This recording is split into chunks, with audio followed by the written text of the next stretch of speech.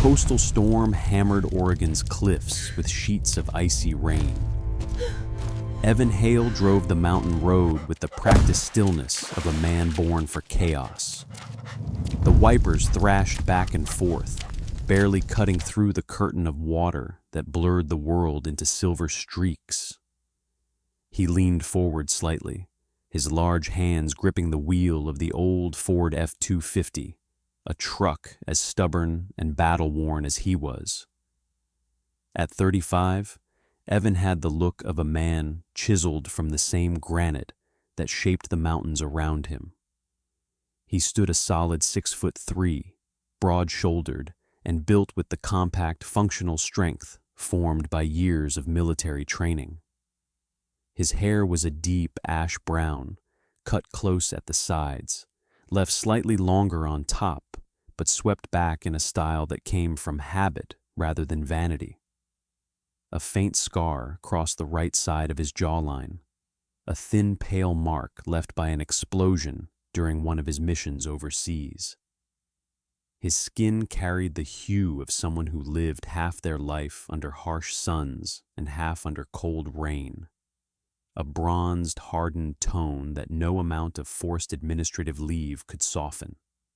His eyes, a dark storm gray, flicked between the road and the cliffs with the vigilance of a man who had spent too long expecting danger. He moved with a soldier's precision, every gesture efficient, every breath measured. Blaze, his K9 partner, sat upright in the passenger seat despite the rough ride. The dog was a 4-year-old Belgian Malinois with a muscular frame and thick black and rust coat slicked with rain. His ears were pointed, alert, even in the chaotic weather, and a faint scar above his left eye marked where shrapnel had grazed him during their final deployment together. Military K9 units were trained to fear nothing. Blaze had earned his place beside Evan through dust storms, gunfire, and darkness.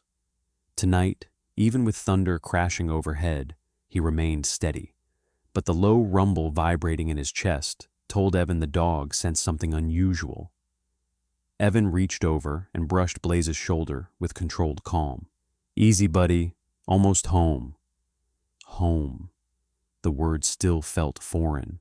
His cabin deep in the Oregon woods had belonged to his grandfather, a Korean War veteran whose silence had shaped Evan's childhood more than any words. After the ambush in Coast, where Evan had lost 2 of the men he had personally trained, command forced him into administrative leave to deal with the emotional aftermath. But grief didn't dissolve in paperwork. It clung like damp air, lodged behind his ribs like shrapnel no one could remove. He took the mountain road each time he needed to breathe again. Tonight, though, the world refused to give him peace. Through the rearview mirror, a flash of bright white lights pierced the storm. A limousine, long, polished, absurdly out of place on this dangerous stretch of highway, raced up behind him at a reckless speed. Evan frowned. "Who the hell drives a limo up here?" Blaze growled again, deeper this time, and Evan's instincts sharpened. The limo swerved abruptly to the left, trying to overtake him on a curve far too tight for such a maneuver. Evan eased to the side, jaw clenched. "Don't do it! Don't!" The limousine hydroplaned. For a moment, it seemed to float, white and ghost-like, before fishtailing violently. The driver overcorrected. The car's tires screamed across the wet pavement. The long body smashed through the guardrail with a sound like metal being torn apart by monstrous hands. Evan watched it fall. Time extended into a cruel, stretched silence. The limousine tumbled down the jagged cliffside, breaking through pine branches until it slammed onto a rocky ledge 30 feet below. Evan locked the brakes, skidding to a stop on the shoulder. Before the truck even fully halted, Blaze leaped to the door, paws braced, ready. "Go!" Evan barked. He shoved the door open into the wind, grabbed the heavy-duty flashlight from the console, and sprinted toward the broken guardrail. Blaze bounded beside him, muscles bunching with each leap. The storm whipped at Evan's clothes, soaking his black hoodie and tactical cargo pants instantly. The rain stole warmth from his skin faster than breath could restore it. He aimed his flashlight downward. The limo lay crumpled against a stand of battered pine trees, the front half folded in like crushed foil. Smoke curled upward, swallowed by the rain before it could rise high. Evan didn't hesitate. He began sliding down the muddy embankment, grabbing roots, rocks, anything to slow his descent, his boots sinking into mud that tried to drag him down. Blaze descended more naturally, agile as a shadow.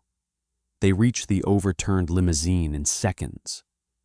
Evan's breath fogged in the cold air as he yanked at the back door. It was crushed inward, useless. He moved to the rear window, shining the flashlight inside. Someone was there. A woman. She lay slumped against the opposite door, draped in a white dress that spread around her like broken wings. Her veil was torn, tangled in shattered glass. Her face, framed by wet chestnut hair, was pale, lips trembling with each shallow breath. A bruise bloomed across her cheek, stark against her porcelain skin. Her eyes were half open, dazed, filled with terror. A bridal gown. She was a bride. Evan muttered under his breath, anger rising like wildfire. "What the hell happened to you?" The woman blinked slowly, trying to focus on him through the spiderweb cracks in the glass. Her voice was hoarse when it finally emerged. "Help! Me!" Evan didn't waste another heartbeat. He used the steel pommel of his tactical knife to strike the weakened glass. It cracked, but didn't break. He struck again, harder, channeling every ounce of controlled force into the motion. The window shattered inward. Blaze barked sharply. Fuel dripped from the engine compartment, sizzling on the hot metal. Evan leaned in through the broken glass. The woman flinched instinctively. He softened his tone, dropping into the grounding calm that had saved lives before. "My name is Evan. I'm getting you out of here. Are you pinned?" The woman swallowed hard. Her voice trembled like a dying flame. My name, Emily." Her eyes darted downward. Her legs were tangled in the collapsed frame, and her gown's layers of satin and lace lodged under twisted metal. She tried to pull free but gasped in pain. "I can't move!" Blaze barked again, sharp, warning, urgent. Evan smelled it too. Gasoline, smoke, a deadly combination. He thrust half his torso inside, ignoring the heat radiating upward from the undercarriage. He reached for her waist, but felt resistance. The seatbelt. It had locked during impact. "Hold still." Evan drew his knife and sliced the belt with a clean, practiced motion. Emily sucked in air as the pressure released, but when he tried to pull her forward, the gown caught again, this time snagged deep behind her. Blaze climbed onto the side of the wreck, paws scraping metal as he positioned himself. Evan pointed. "Blaze! Tear!" Blaze lunged downward, teeth sinking into fabric. He pulled, growled, shook his head violently. Satin ripped apart in thick chunks. Evan used that moment to drag Emily upward, her body limp with fear and cold. The undercarriage sparked. Evan's instincts roared. "Move!" He hoisted Emily over his shoulder in a fireman's carry and scrambled up the muddy incline, Blaze rushing ahead to guide them. They reached a giant boulder just as a burst of flame illuminated the night. The limousine exploded behind them, a roaring fireball that painted the storm orange and gold. Heat slammed against Evan's back. He shielded Emily with his body until burning debris clattered to a stop around them. She trembled violently, gripping his soaked hoodie. When she finally found her voice, it cracked like fragile glass. He tried to kill me." Evan froze. "Who?" "My fiancé." Her breath shuddered. "Miles. He cut the brakes. I was never supposed to make it off that cliff." Evan stared at her, memories of his fallen teammates flickering like ghosts through his mind. Betrayal, death, innocence destroyed by greed. He exhaled slowly, steadying them both. "You're safe now." Emily looked up at him, rain mixing with her tears. "No, I'm not." Evan tightened his hold as distant headlights slowed along the road above them. His jaw clenched. His instincts whispered that this night was far from over. And somewhere inside him, an old dormant part shifted, the part that only woke when someone needed saving. He stood, lifting Emily carefully. Blaze growled low, eyes locked on the highway.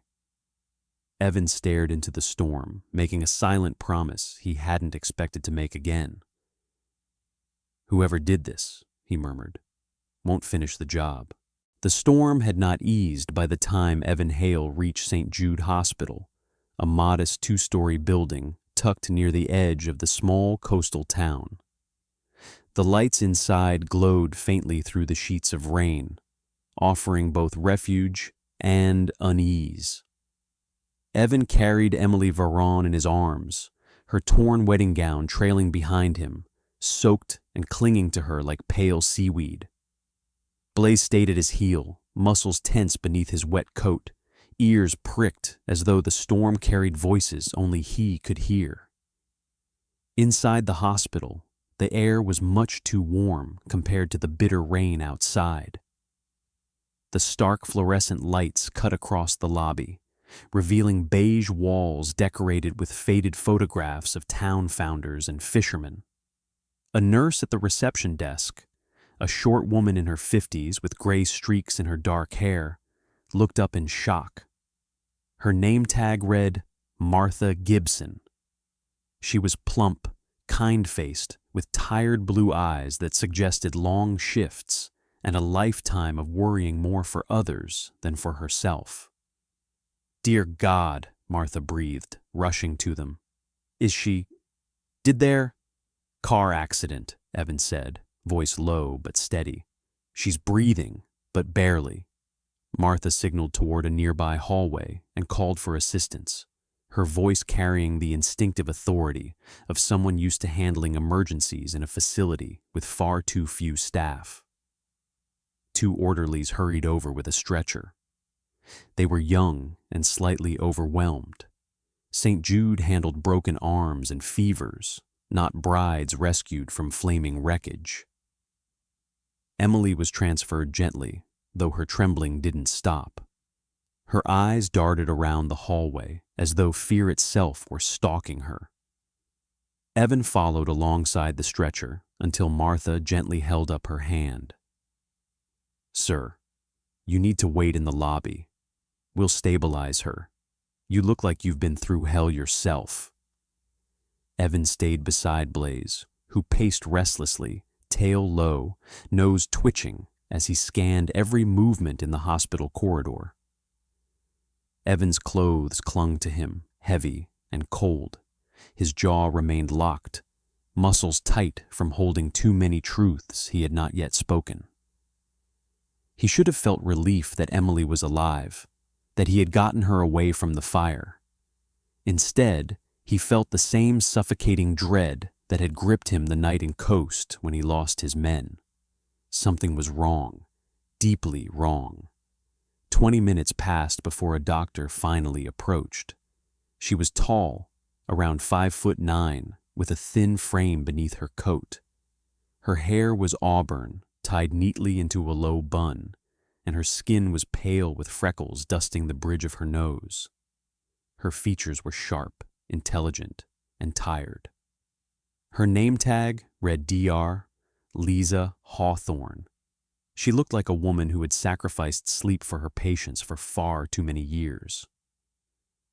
"She's stable," Dr. Hawthorne said quietly. Bruises, shock, mild concussion. She keeps saying someone tried to kill her. Evan's dark eyes hardened. She's not imagining it. Dr. Hawthorne studied him more carefully, noticing the military precision in his posture, the scars on his knuckles, the disciplined stillness of Blaze at his side. "You're military," she said softly. "Special operations?" Evan didn't confirm it, but he didn't need to. Something in his eyes answered for him. Dr. Hawthorne motioned for him to follow.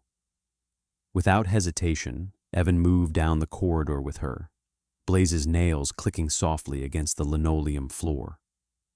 Emily lay in a small private room at the end of the hall, wrapped in warmed blankets, hooked to monitors that beeped steadily. Her veil had been removed, her hair brushed back, though tangles of rain-dampened chestnut strands clung to her cheeks. She looked fragile, too pale under the harsh hospital lights. When she saw Evan, her fingers clutched at the blanket. "Evan!" Her voice trembled like someone still half-anchored in a nightmare. "He tried to kill me." Evan pulled a chair to her bedside. Blaze sat beside him, head raised, eyes fixed on the door. "Start from the beginning," Evan said gently. Emily swallowed hard.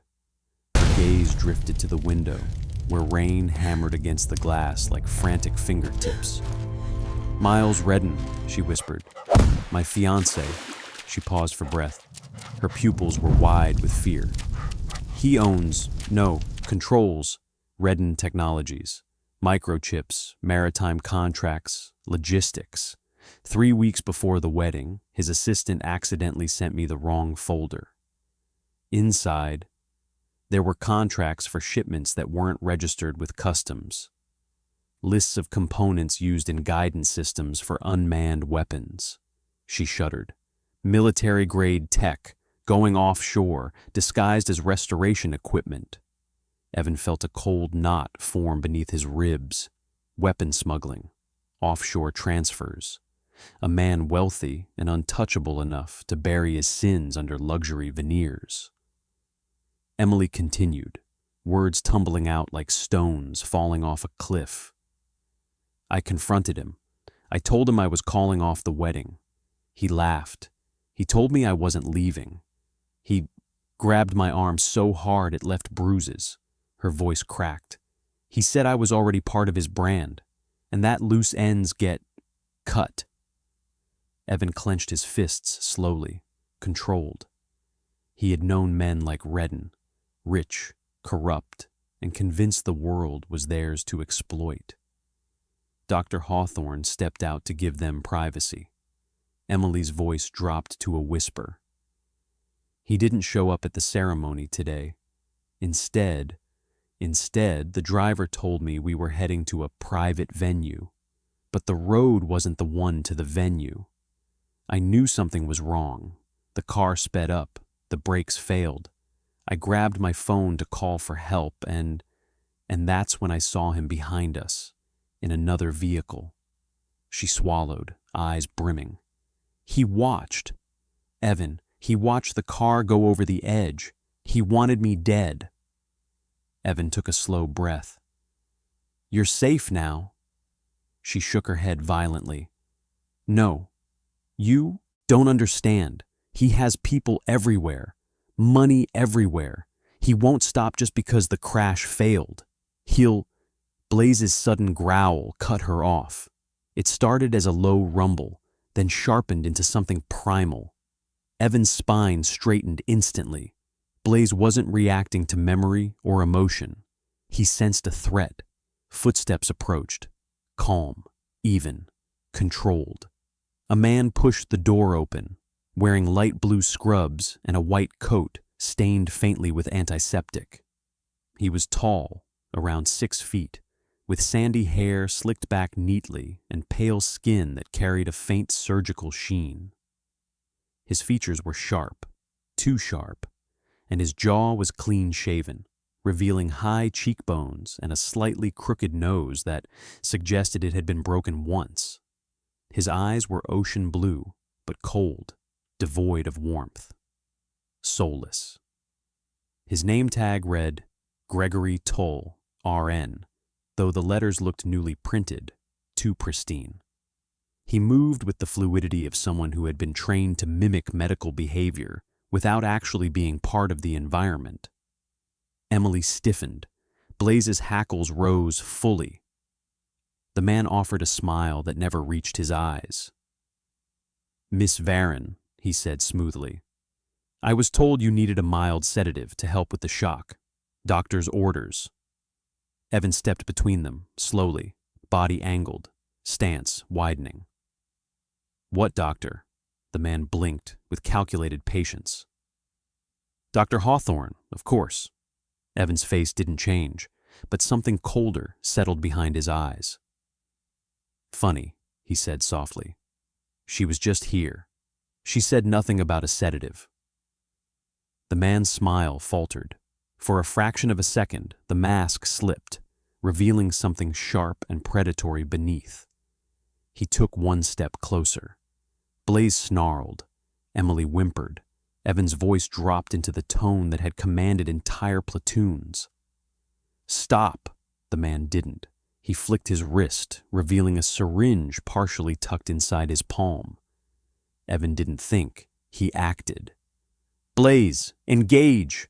Blaze launched forward with a violent burst of speed, jaws clamping around the man's forearm.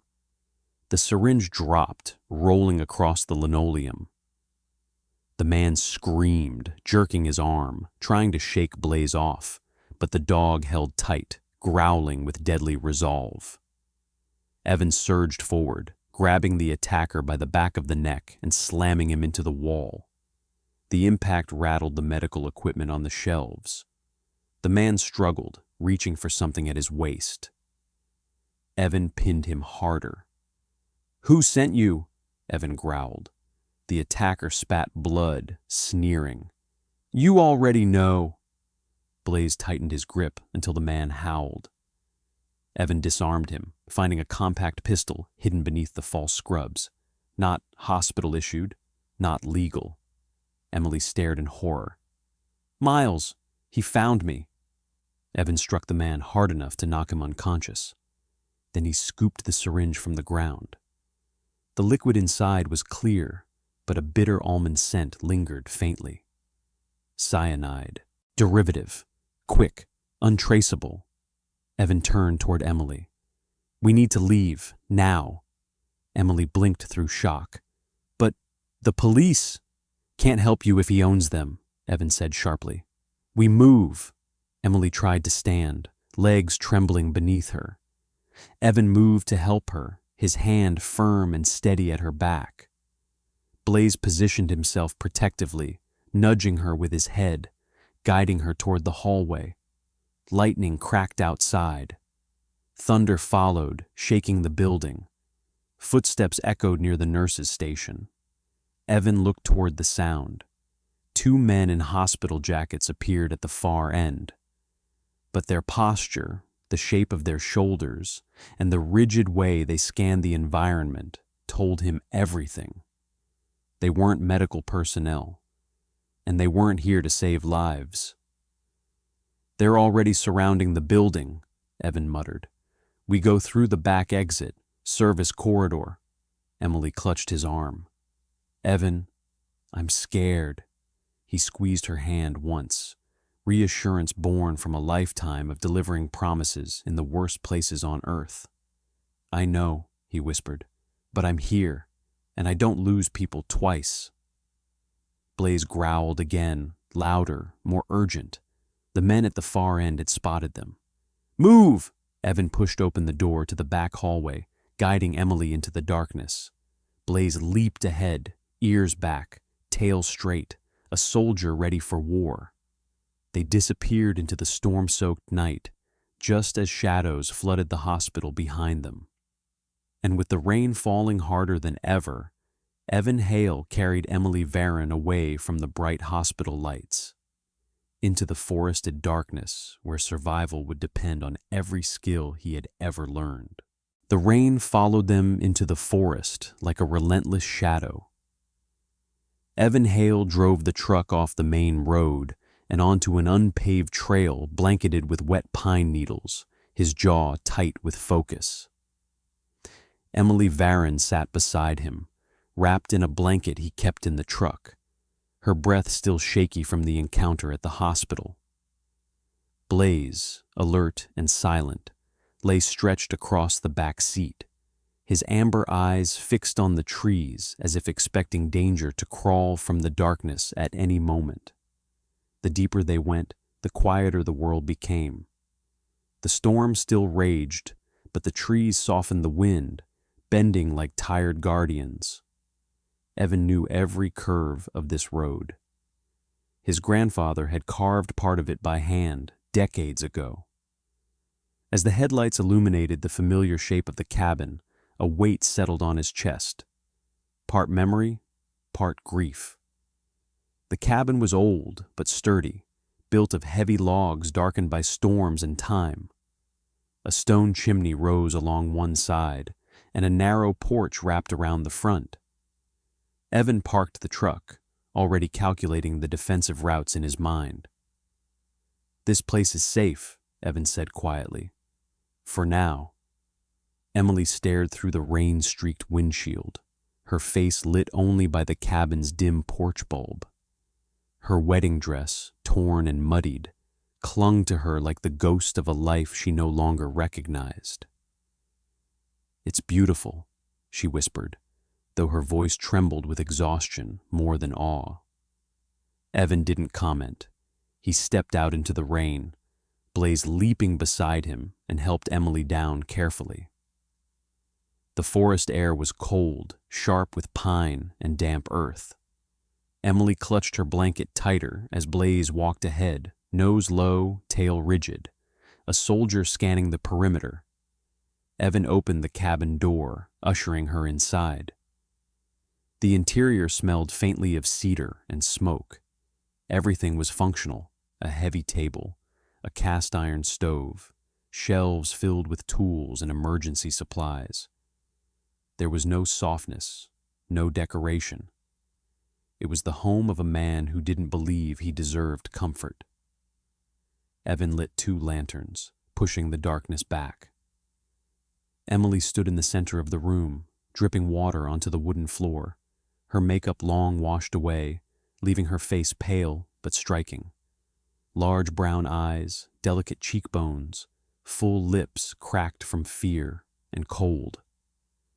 Evan watched her closely, not with desire, but with the hyper-focused attention of someone who had pulled too many dying people from rubble.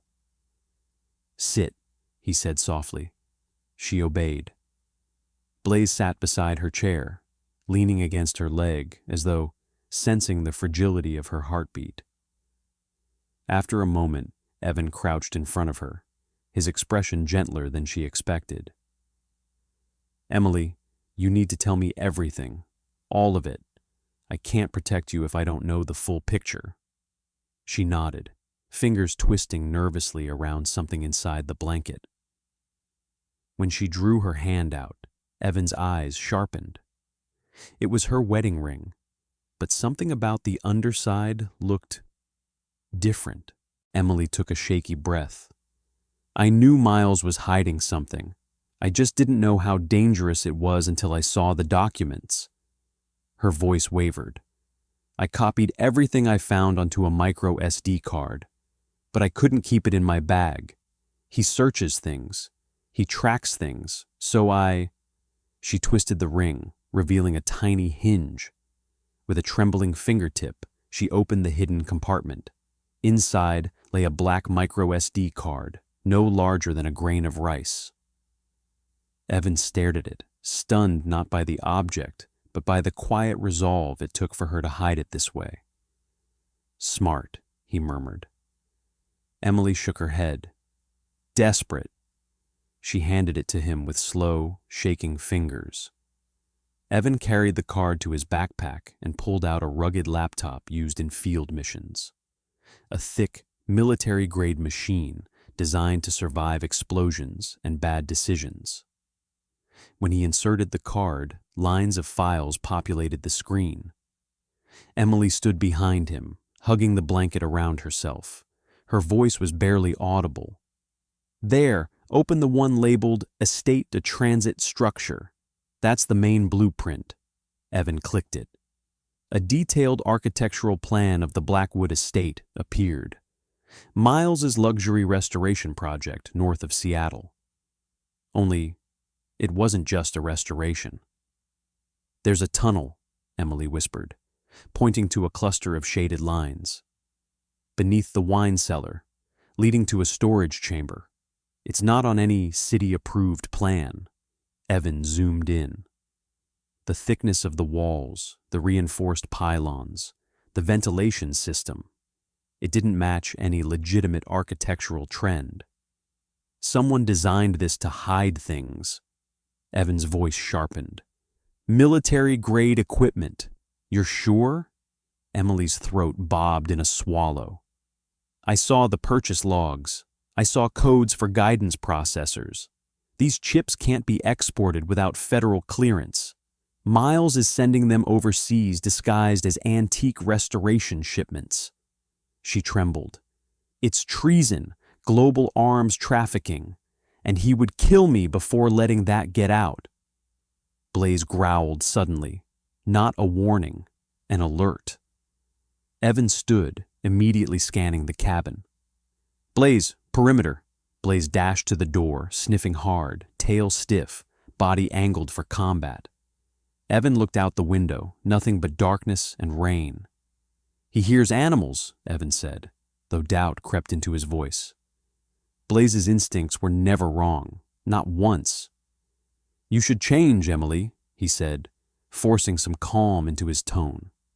He handed her a set of clothing, dark thermal pants, a flannel shirt far too large for her, thick wool socks.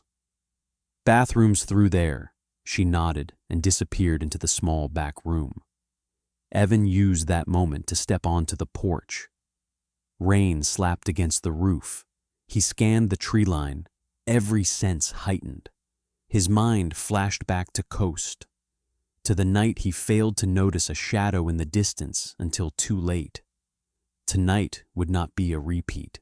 He checked the windows, examined the ground for tracks, set a tripwire alarm across the back path, and stacked firewood near the door to barricade quickly if needed.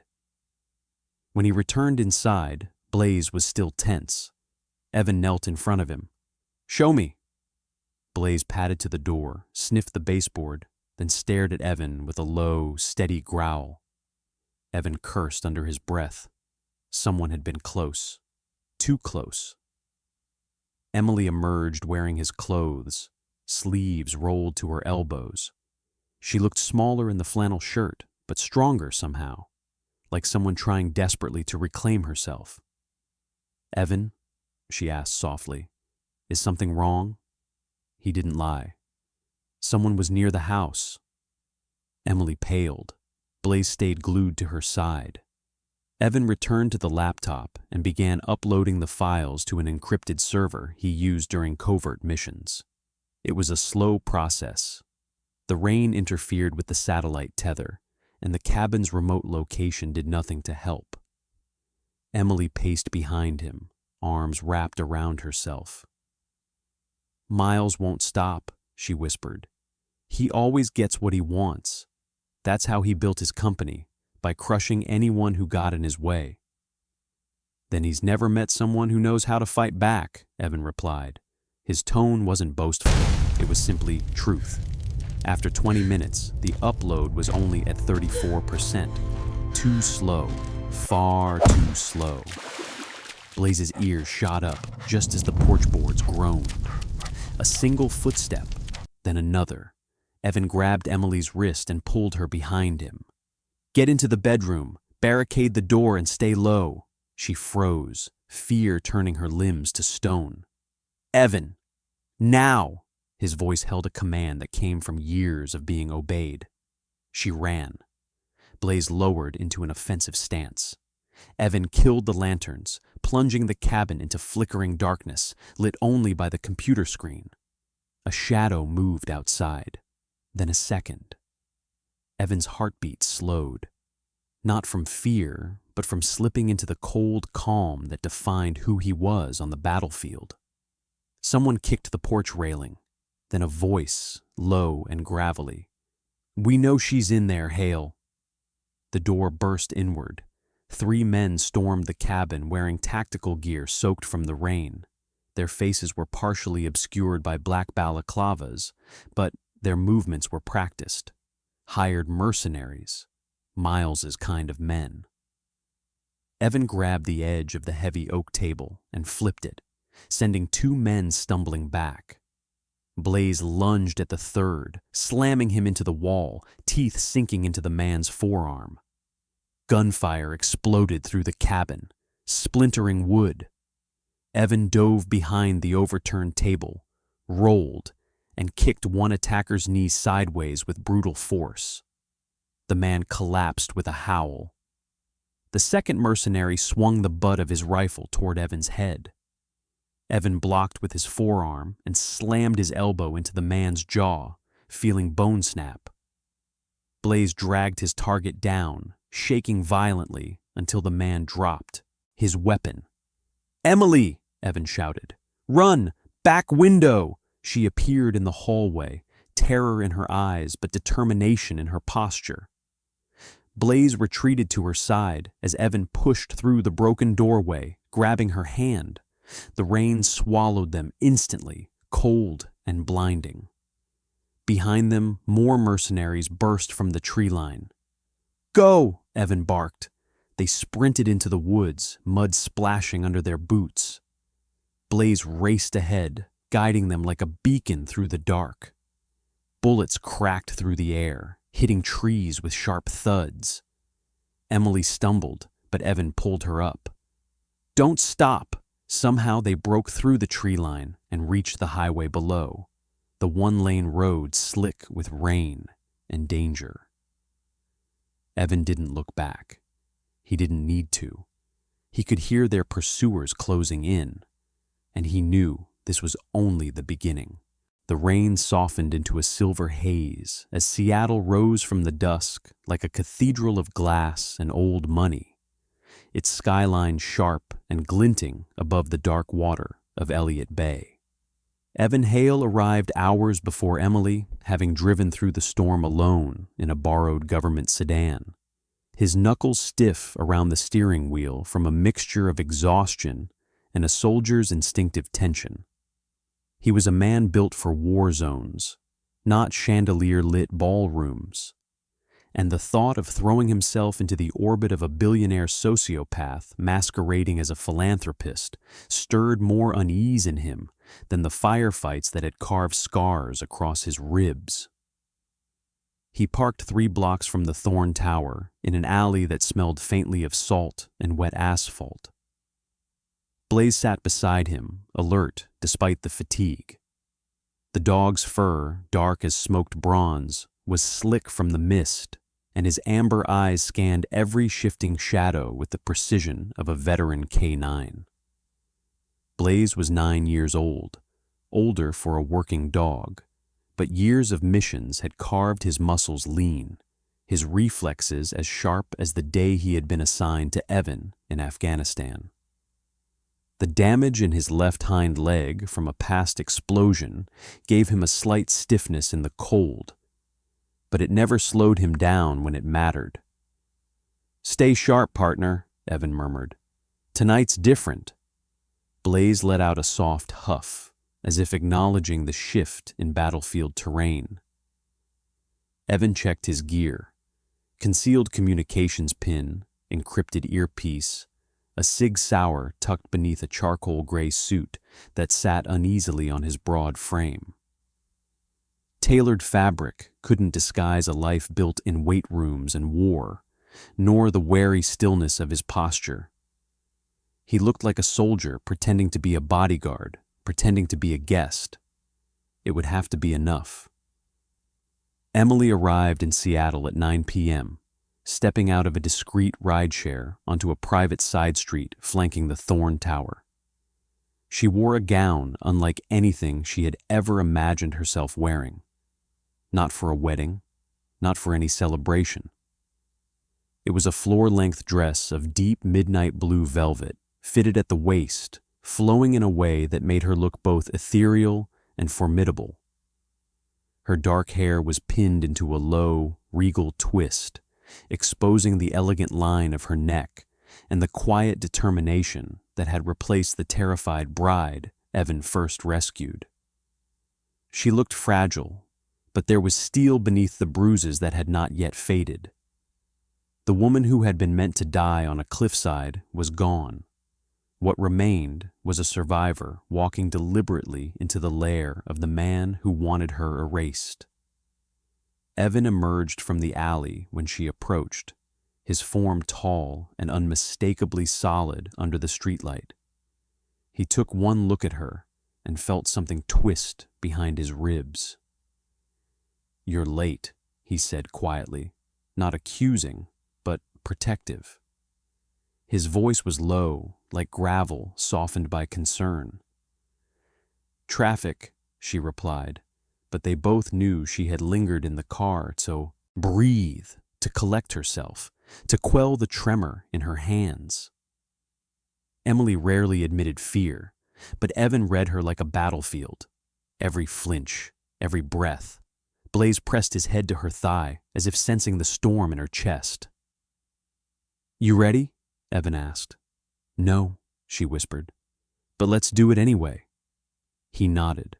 Courage was rarely the absence of fear. They both knew that. It was walking anyway. The gala was held on the top 3 floors of the Thorn Tower, an opulent structure of dark glass and old European stonework imported from estates Miles had bought and gutted overseas. The elevators were guarded by men in suits tailored to hide weapons, their expressions the impersonal coldness of career security hired by someone who believed he owned the world. Evan played his role, stern, silent, dangerous. Emily played hers, a wealthy donor, arriving late, pretending indifference to the opulence. The ballroom doors opened, and they stepped into a world that felt centuries removed from the violence waiting outside its golden glow. Crystal chandeliers dripped like frozen rain from a vaulted ceiling. A string quartet played something mournful and elegant. Artifacts from private collections lined the walls, ancient coins, a stolen Roman mosaic, a marble bust that Evan recognized from an Interpol brief years ago. This wasn't simply a gala. It was a front for the kind of elite auction where fortunes changed hands under the guise of charity.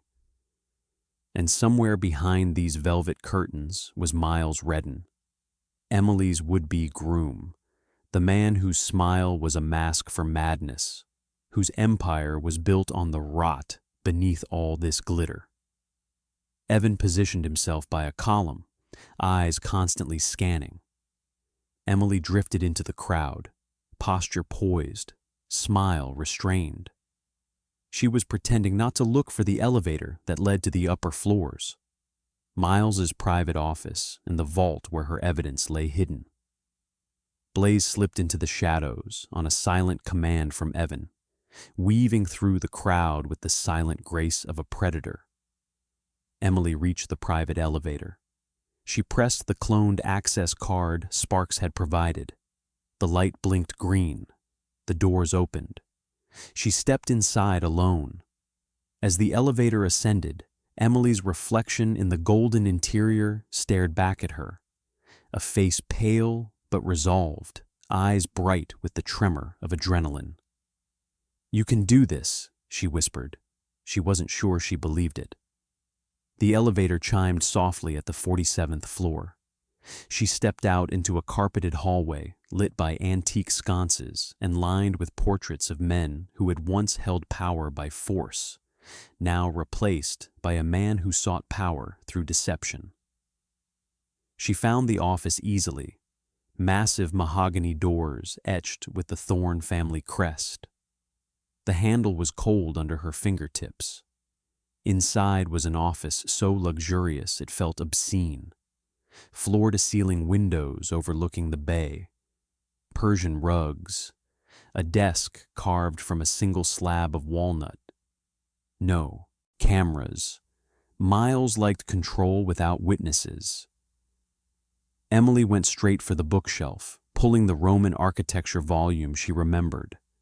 Something clicked behind the wall. A hidden panel slid open, revealing the safe. "Sparks, I'm here," she whispered into her earpiece. "Starting the override," Sparks replied. "You'll feel a vibration when it unlocks. 10 seconds. The office felt too quiet, too still. Then, click. Emily swung the safe open and found it. A black leather ledger, thick, heavy, and beneath it, a hard drive, encrypted, but unmistakable. Evidence of smuggling routes, offshore accounts, and shipment logs of weapons-grade technology disguised as restoration materials. The proof that Miles was willing to kill to protect. She grabbed everything. And then, the lights flickered. The door opened. Miles Redden stepped inside. Miles Redden was a handsome man in the way statues were handsome, cold, symmetrical, flawless to the point of feeling inhuman. Tall, with slicked-back blonde hair and the crisp jawline of someone used to being photographed for magazines that worship wealth.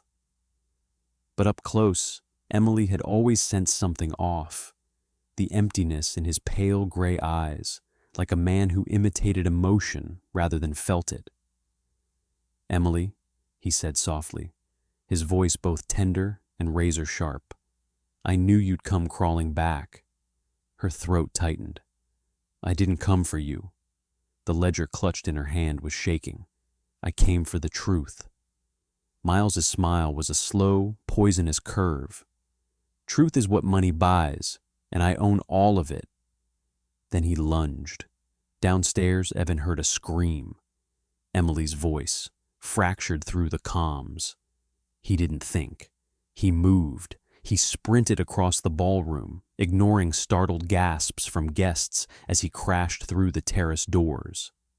He fired 3 shots into the tempered glass skylight above Miles's office. The glass shattered in a storm of glittering shards. Evan wrapped a velvet rope around his arm, vaulted over the railing, and swung downward, crashing through the broken terrace window into the office in a rain of glass. He landed hard, rolled, came up with his weapon drawn, just in time to see Miles holding Emily in a chokehold, a serrated knife pressed against her throat. "Drop it," Miles snarled.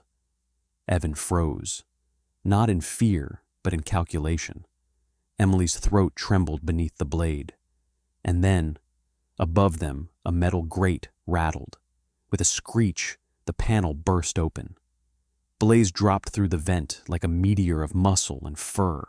He hit Miles square in the shoulders. The knife clattered across the marble floor. Emily fell forward into Evan's arms. Blaze pinned Miles to the ground, snarling, teeth at the man's wrist. Evan kicked the knife out of reach and cuffed Miles with zip ties.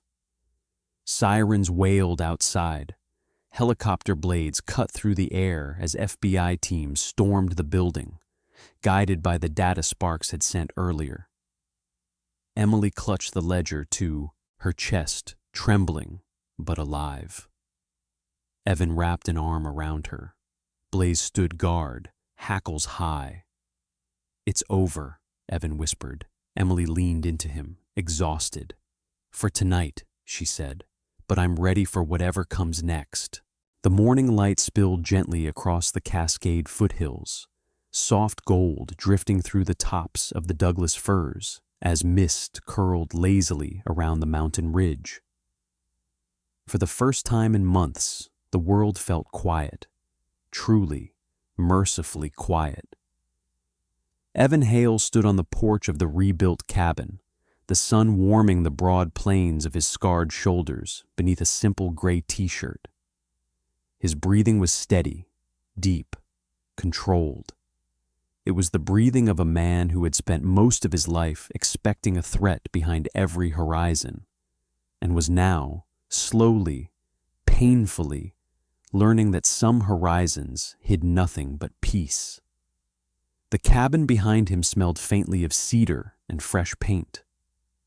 6 months had passed since the night they tore Miles Redden's empire apart, since the FBI swarmed the Thorn Tower, since the three of them, him, Emily, and Blaze, escaped across the dark water and into a future none of them expected to survive. Miles was gone now, locked away where even his money could not reach. The world he had built crumbled like wet ash in the hands of federal agents. But the damage he had left behind, Emily's fear, Evan's instinct to anticipate pain before joy, Blaze's limp from a bullet wound, those things took longer to heal. Evan had once thought healing was for people who didn't understand what was coming. But then again, he had never expected someone like Emily Varon to stay. And she had stayed. He heard her footsteps behind him before she spoke. Light, even, confident in a way she hadn't possessed when he first found her bleeding in a wedding gown at the bottom of a cliff. "You're up early," Emily murmured. She stepped beside him, her dark hair loose around her shoulders, catching orange light at the ends. She wore a soft blue sweater that made her look like the quiet mornings here. Gentle, steady, impossibly warm. Her transformation still caught him off guard. Gone was the trembling bride, the haunted woman who flinched every time headlights passed. Emily now held herself like someone who had reclaimed her breath, her body, her voice. Her hazel eyes held depth, not darkness, but strength. "Couldn't sleep," Evan said. "You were having a good dream," she replied with a small smile. "You were snoring." "That was Blaze," Evan grumbled. Emily laughed softly. "Sure." Blaze was sprawled in his designated corner inside the cabin, where Emily had crafted him a resting space of thick blankets, soft toys, and a raised orthopedic bed. The 9-year-old German shepherd looked like a battle-worn wolf wrapped in a child's comfort, his muzzle resting between massive paws. He opened one amber eye, huffed at the accusation, then returned to sleep. 6 months of rebuilding had turned the cabin into something unrecognizable. The south-facing wall had been replaced with reinforced floor-to-ceiling bulletproof glass that looked out over the forest. Evan had argued it was unnecessary. Emily insisted it was essential. "If you're going to live in the middle of nowhere," she'd said, "you should still see beauty, not walls." The fireplace had been rebuilt from riverstone, its hearth wide and warm. The old wooden beams had been polished. The kitchen expanded. The single bedroom turned into 2. And everywhere, Evan saw Emily's touch. The rug pattern she'd chosen echoed old-world charm. The bookshelves she had arranged were full of architecture volumes and military memoirs, somehow blending seamlessly. They had created a home that respected who they both were. Broken, rebuilt, still learning how to breathe. Evan had never imagined a life like this. Not after what happened to his team. Losing them in Argandab Valley had carved something out of his chest that he thought nothing could ever refill. The guilt had been a constant shadow, one that told him he didn't deserve peace because they never got theirs. "You're drifting again," Emily whispered. She stepped closer, her hand brushing the inside of his elbow. "Come back," Evan exhaled. "I'm here." "Good." She rested her head briefly on his arm. "Because today's important." "Is it?" he said, pretending confusion. "What happens today?" Emily shot him a look. "Don't do that. You know exactly what today is." "Blaze's bath day," Evan said solemnly. Blaze's head popped up instantly, ears alert in panic. Evan smirked. Emily swatted his shoulder. Evan. His expression softened. Yeah, he murmured. I know. At noon, a black government SUV crawled up the gravel road. From it stepped Special Agent Dana Reeves, a woman in her mid-40s, tall and athletic, with short blonde hair tucked neatly behind her ears. Her face held sharp cheekbones, a straight nose, and eyes that were steady, calculating, but not unkind. A faint scar cut across her left eyebrow, a reminder of a past operation she never talked about. Reeves was a no-nonsense career agent with a reputation for integrity so strict it bordered on rigid. Years of dealing with corrupt corporate executives had left her cynical, but not jaded. The Resnick case, Miles Redden's case, had been her biggest victory in a decade. She approached the porch and offered Blaze a quick nod. Still big, she said. Blaze sniffed her hand and decided she was harmless, for now. Emily opened the door. Agent Reeves, you made good time. Traffic was light, perks of taking the back roads. She stepped inside, scanning the cabin automatically, a habit, not distrust. You've both done good work here. Looks different from when we last used it as a holding site. Different by design, Emily said. Reeves turned to Evan, her expression shifting. You did well, Hale. The Bureau wanted me to let you know Blaze's commendation ceremony is officially categorized. They'll send the medal in 2 weeks. Evan folded his arms. He doesn't need a medal. Maybe not, Reeves replied. But people should know what he did. He saved a witness in federal custody. That matters. Blaze wagged his tail once, unimpressed. Reeves cleared her throat. As for you, Emily, your testimony closed the case for good. Miles pled guilty this morning. No trial, no appeal. It's done. Emily's knees nearly buckled. Evan's hand steadied her lower back. Reeves softened just a fraction. You're free. 2 words so simple, yet so heavy, they nearly broke Emily open. Thank you, she whispered. Just doing my job. Reeves headed for the door. Enjoy the rest of your lives, both of you. And then she was gone. That evening, the mountain air softened into twilight. Purple clouds drifting over treetops. The sound of leaves rustling softly, like the world breathing. Evan chopped wood near the shed, each swing steady, controlled. The rhythmic motion calmed him, grounding him in the present. Emily watched him from the porch, studying the curve of his shoulders, the way his muscles moved beneath his shirt, the quiet precision in his stance. Evan Hale was a man carved by conflict, angular jaw, strong brow, a faint dusting of stubble that highlighted the sharpness of his features.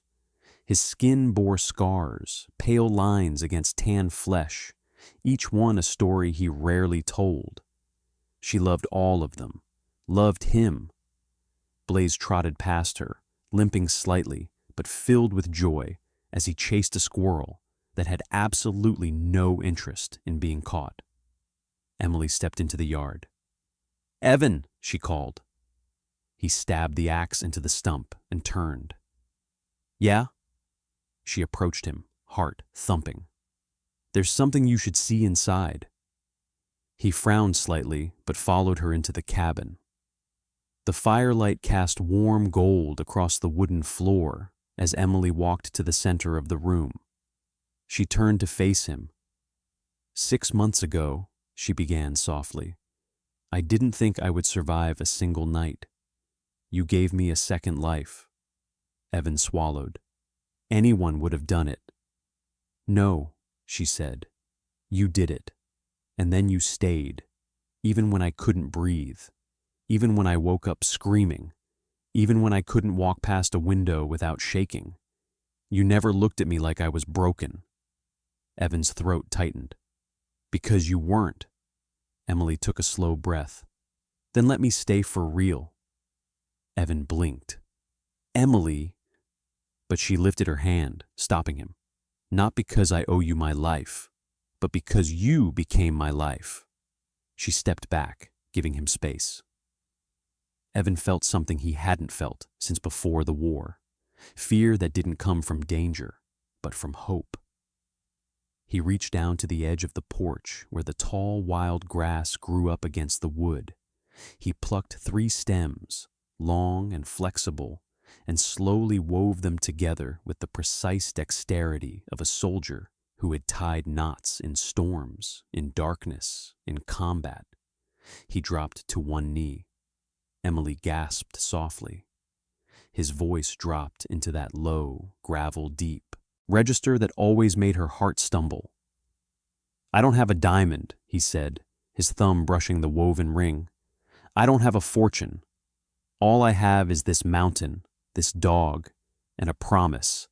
He looked up at her, steady, raw, open. I promise you will never have to be afraid again. I promise I will stand between you and the dark every day until I can't stand any more.